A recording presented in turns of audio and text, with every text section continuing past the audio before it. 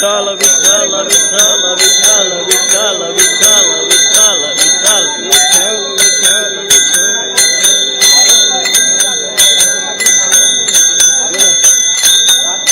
बोला पुंडलिक वरदे हरी विठ्ठल श्री ज्ञानदेव तुकाराम पंढरीनाथ महाराज की जय। श्री माऊली ज्ञानेश्वर महाराज की जय। श्री संत जगद्गुरु तुकाराम महाराज की जय।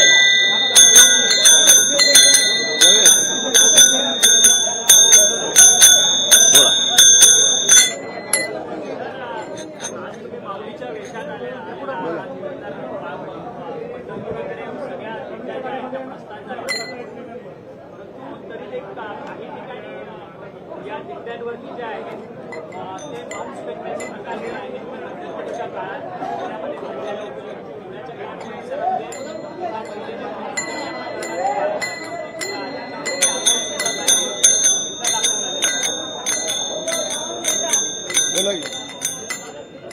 वारकरी संप्रदाय आणि वारकरी संप्रदायातील सर्व वारकरी भक्त यांची गेल्या काही शतकांपासूनची परंपरा आहे आणि वारकरी सर्व जगाच्या कल्याणासाठी त्यांच्या चांगल्यासाठी प्रार्थना करत असतो आणि पंढरपूरचा पांडुरंग हा देशातल्या रंजल्या गांजलेल्यांचा, गोरगरिबांचा, 12 बलुतेदाराचा, 18 पगड जातीतल्या लोकांचा, शेतकऱ्यांचा, कष्टकऱ्यांचा देव आहे आणि त्यामुळं काही लोकांना अशा या वारीला गालबोट लावण्याचं षडयंत्र केलं जात आहे आणि अशा षडयंत्राला कोणताही वारकरी बळी पडणार नाही।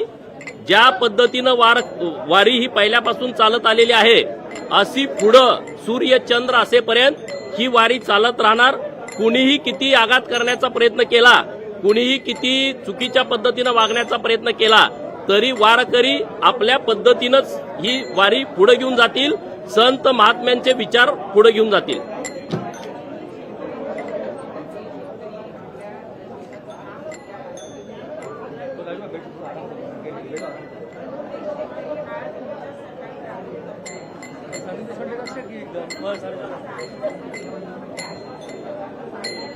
बघा, माननीय मुख्यमंत्री महोदय या विषयावरती बोललेले आहेत, परंतु शेतकऱ्यांच्या हिताच्या अनेक योजना सरकारनं मंजूर केलेल्या आहेत आणि त्यामध्ये सर्वात महत्वाची योजना जी आहे ती वीज बिल माफीची योजना।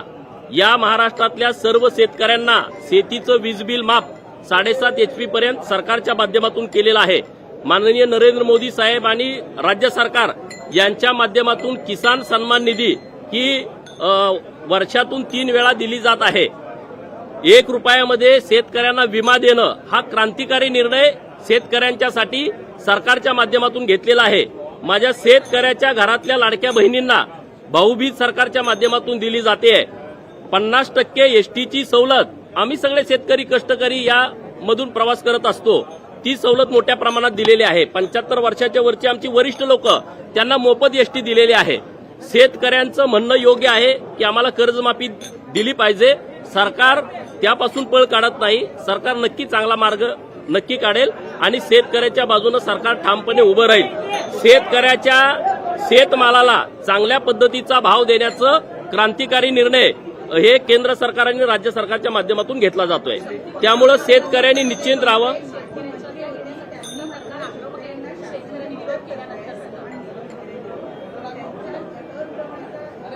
कुणी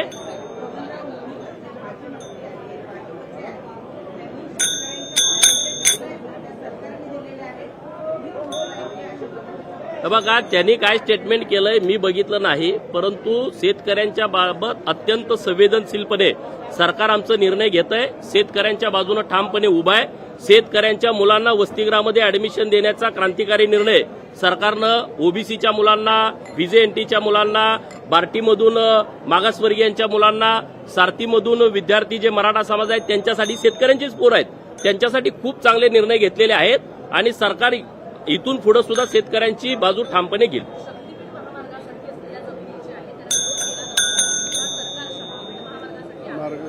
बघा,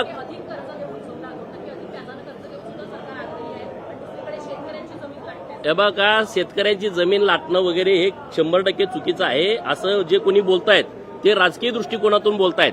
पायाभूत सुविधा निर्माण झाल्याशिवाय विकास होणार नाही.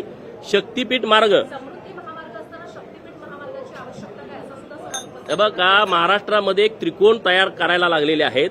मुंबई टू नागपूर समृद्धी महामार्ग, गोवा टू मुंबई दुसरा महामार्ग आणि वर्धा टू परत गोवा तिसरा महामार्ग, म्हणजे विकासाचा त्रिकोण करायचा सरकारचा विचार आहे.